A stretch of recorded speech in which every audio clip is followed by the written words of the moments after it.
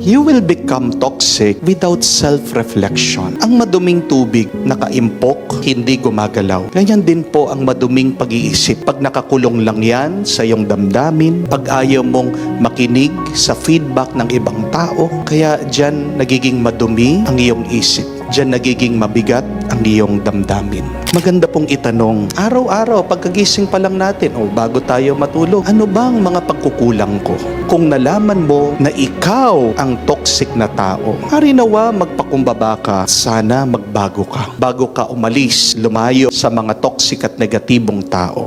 Bakit kaya negatibo o toxic ang isang tao? Ask yourself that question. Try to be in the shoes of the other. Why is this person who hurts me has become very toxic and negative?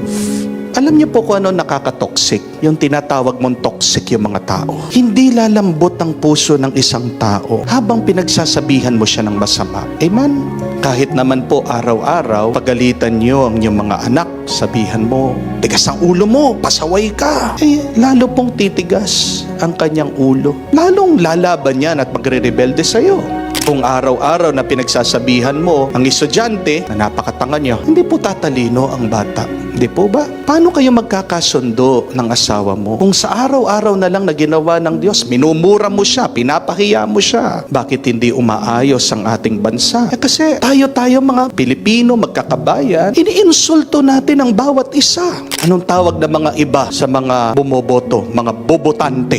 Kaya nga, mula sa kanilang galit, pipiliin nila yung mga maling kandidato. Ininsulto mo kasi sila eh. Hindi mo mapagbabago ang isang tao sa pamamagitan ng pagiging masama mo sa kanya.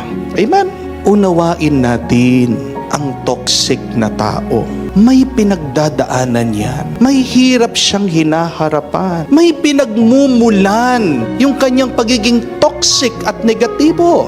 Understand, my dear friends, that toxic people are sick. And how do you treat a sick person? It is with medicine. And what is the medicine that toxic people need? It is love. Love is the best medicine to cure a person from their negativities. Amen?